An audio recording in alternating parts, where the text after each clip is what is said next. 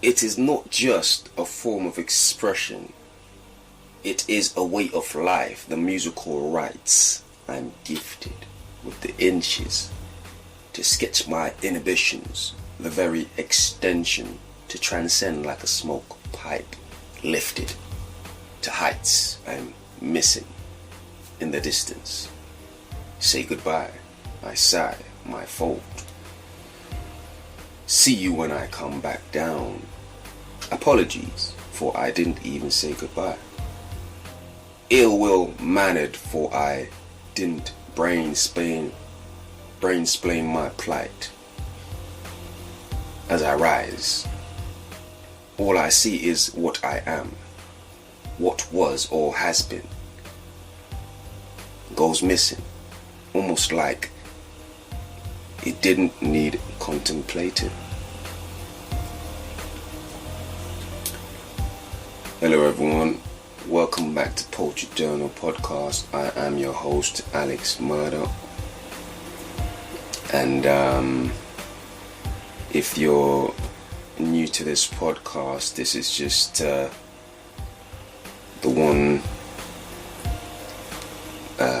first quote, the only quote, the main quote, you choose that I would, read, and then just give a little quick induction and then just go into it again so people can familiarize themselves with what I am trying to speak on, in a sense. But I hope everyone's doing well. And it's winter, so I think it's safe to say London is colder than it was last year these times. Yeah, but that's neither here nor there.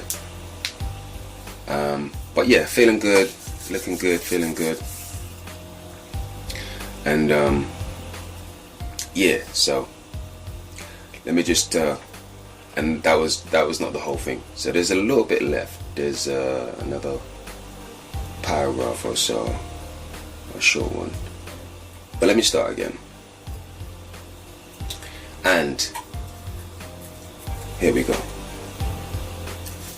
It is not just a form of expression. It is a way of life. The musical rights. I'm gifted with the inches to sketch my inhibitions. The very extension to transcend like a smoke pipe.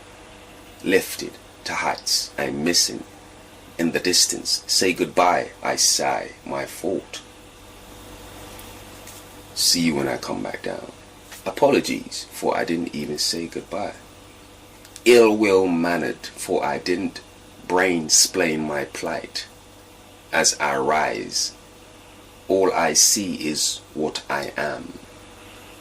What was or has been goes missing, almost like it didn't even need contemplating. Consoling in the difference, polarizing in the mere mention, with a passion. It comes crashing from the ceiling, Olympus at a crawl, soon to halt. And yeah, that's pretty much the quote I really wanted to unpack today. And I was really kind of in two minds about where I really wanted to take this in terms of like how would I sum this up. And I was thinking to myself, I guess you could kind of say it kind of encapsulates what I would call a poetry event, in a sense. At the same time, it goes into something else in terms of like it runs deeper in terms of,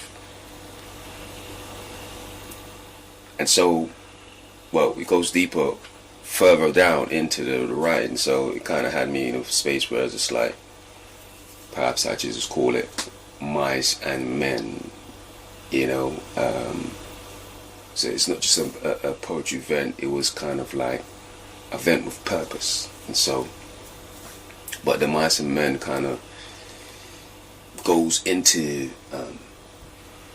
where I actually took it in the end, you know. But that's neither here nor there. Let's talk about it. And so I would start by saying, what's your passion in life? What makes you tick? What's your outlet? What do you love to do? What would you call your perfect career? What is your way of life? What could you do? What could you do as a culture? What could you do ceremoniously as the amount of breath you take every day, like. And so, what is your passion in life? And if you have an answer to that, do you try to elevate what that is? Do you try to elevate your passion to heights? Meaning, do you try to grow with the spark, or should I say with that spark in your possession? To master it, to cultivate, and let it shed light on your past, your present, as well as your future.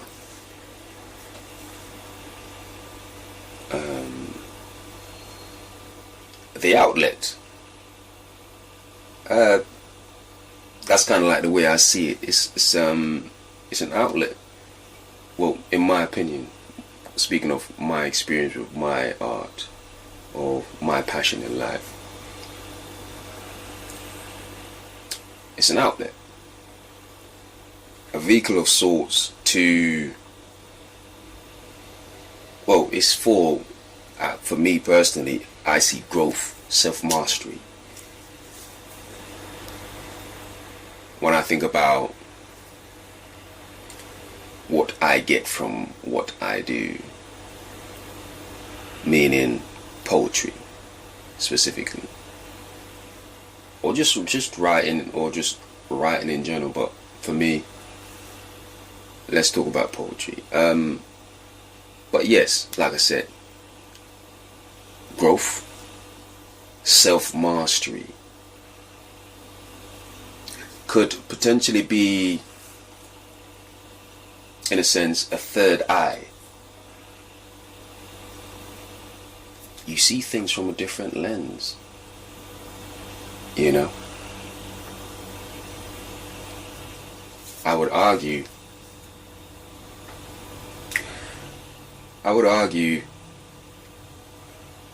especially if you're that type of person where, like, you embrace the truth. But like I said, I think to start, you should kind of see things from a different lens. But be warned. Respect it. Carry it with ethics, meaning morals. The truth comes to mind when all is said and done. You got to be honest and speak truth to power.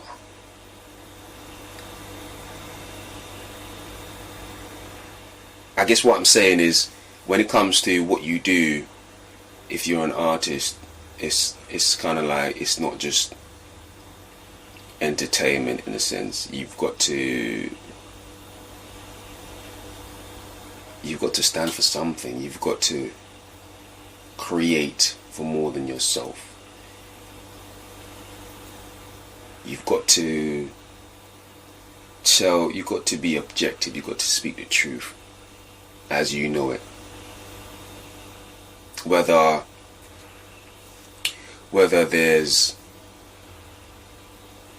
you have one fan out there or you have a million, it's almost like whether there's nobody listening or it's just literally you and yourself, always come from a place of candid, be frank. Be frank about your situation. Candidly speak about, or candidly depict a situation, the image, the scenario as you know it. Otherwise, what do we have in this world but our experience? And what does it mean if our experience is in a way tainted or tarnished? Because whether it's good or not, whether it's good or bad, it's still your experience. It's still part of your journey. It's still almost like, in a sense, it's still part of your DNA. You know, it can only show a true reflection when we embrace everything we are. We can only show a true reflection when we embrace everything we are and what we are about, from seeing or speaking from an objective lens, in my opinion.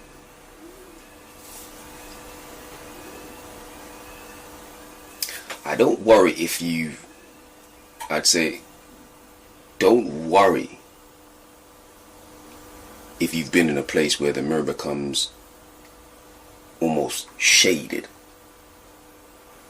faded, dark or foggy from insurmountable levels of smoke screen. Sometimes,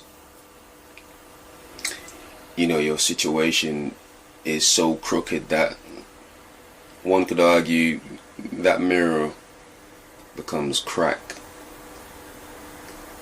It's cracked, and so because of, you know, whatever your situation is so, and that, you know, that crack is a reflection of one could say who you are and how far you've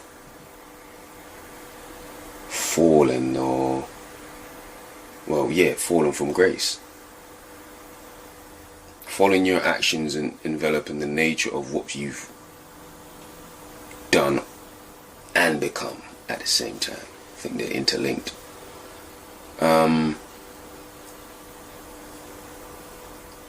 Just let that settle in. That's quite it's a lot to think about. You know, but I would argue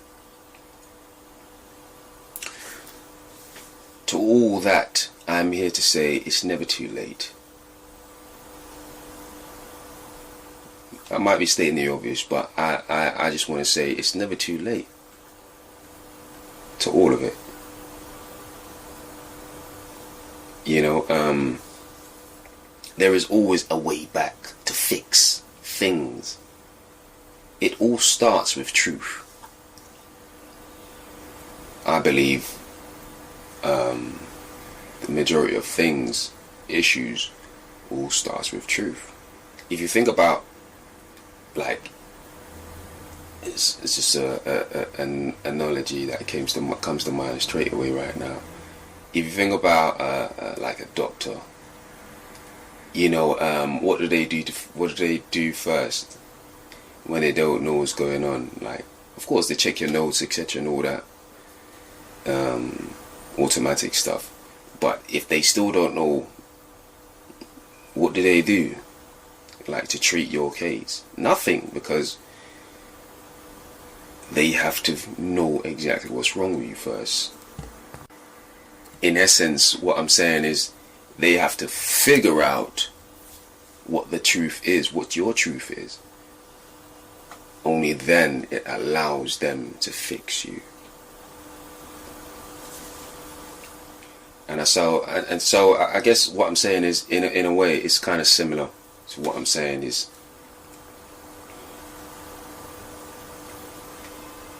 there is always a way back to fix things in any situation. It might not be the road you want to travel, you prefer to travel, but that's the risk of treading roads that you shouldn't be going down in the first place, but the option is always there to do something to kind of rectify your situation to a degree. Sometimes it all starts with the truth and embracing everything you are and have become wholeheartedly. Because as you carry out your actions, and your actions starts to affect you, or it actually changes you as well, and that's automatic. So you have to embrace everything wholeheartedly. On the other hand, flipping the coin to the other side, who do we hurt but ourselves by continuing down the path? Let's just call it the path, a destructive path, the path of destruction or self-destruction. Because at the end of the day, all that is accomplished is making it harder for your point of return. It takes longer to correct yourself. It bonds the bonds of incorrections, I should say. Or one way to describe it, are simply getting stronger the longer they're maintained. I guess an easier way to say it is kind of like, someone says wrong and strong.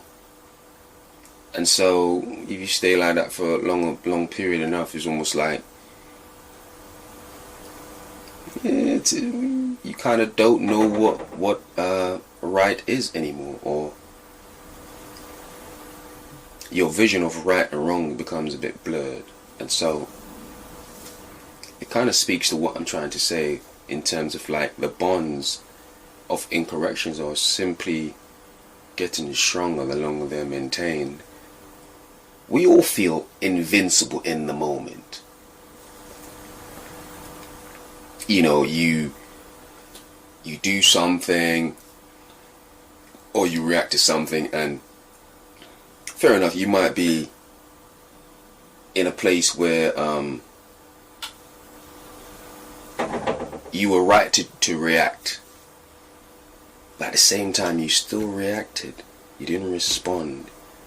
And so by doing that, your actions are unpredictable, and you might end up making situations worse, or making you the culprit of chaos, in a sense, followed by you being reinforcing your actions by being wrong and strong.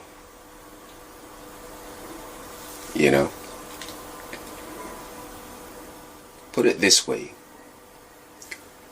logic dictates that there is always a price to pay for anything. Nothing goes unanswered. Whether a response caused by the laws or of man, speaking, just like do something like a crime or something like that, or simply the universe, meaning karma. One way or another, in my experience, people always appear to experience a comeuppance in a sense, in a way where they end up paying for that action, that deliberate action that resulted in something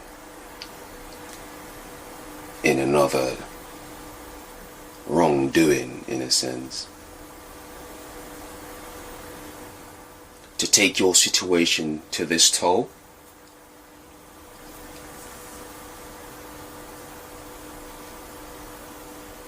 at the end of the day, when this is the case, to take your situation to this toll, I would ask, is that self-love?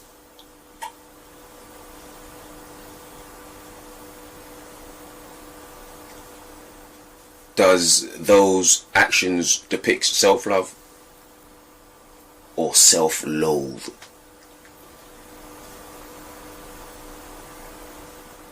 Who has to love? One has to love and do for self. Correct, yes. I would argue that self-love, which is, well, that is self-love, and it's the purest form of self-love. One of the purest form of self-love. After all, if you don't love yourself, how can you truly do for self or anybody else? Just my thoughts on the subject. But yes, of course, I think I'll leave you there to think about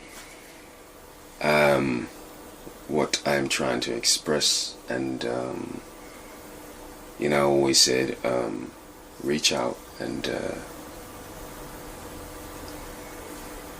let me know, give me your thoughts on anything. Not hard to find.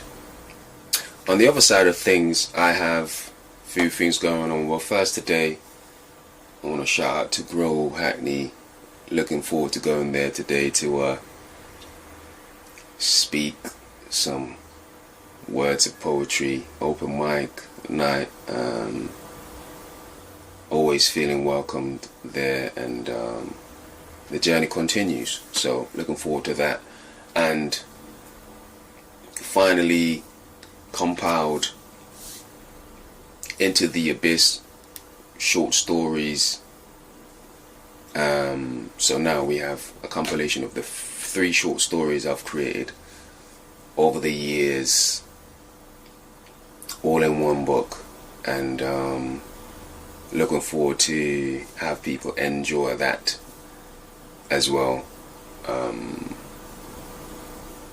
Find this on Amazon. I'm also, well, yes, find this on Amazon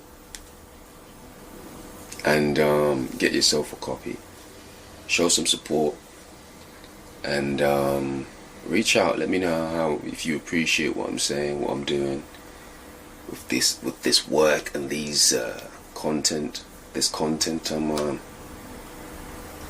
I'm working with. And of course, Poetry Journal, Growing Pains, out. And with the Growing Pains, I've made making connection with new distributions. And if you own a bookstore, for example, it's now easy. It's not only find me on Amazon, but it's now easier to find me on I think they call it let me see, this website is kind of like it's one of the biggest UK based distribution organization, I should say, in the UK, but they do distributions worldwide. And if you own a bookstore, this is where you would go directly to meet the demands of people. trying to get books from your bookstore for a particular writer or artist, it's called Small Publisher Helpline. So for sure, reach out to them or reach out to me, because I am directly distributing to them, through them. So I would love to just want to let people know what's going on so far. And things are developing. I still have a lot of things to let you know in months to come, or weeks, depending on how they progress. But feeling positive with everything, and yes, for sure, not hard to find. So definitely reach out, and thanks for everyone supporting. Always appreciate supporters. I don't take this lightly, so take care, and until next time, Lex out.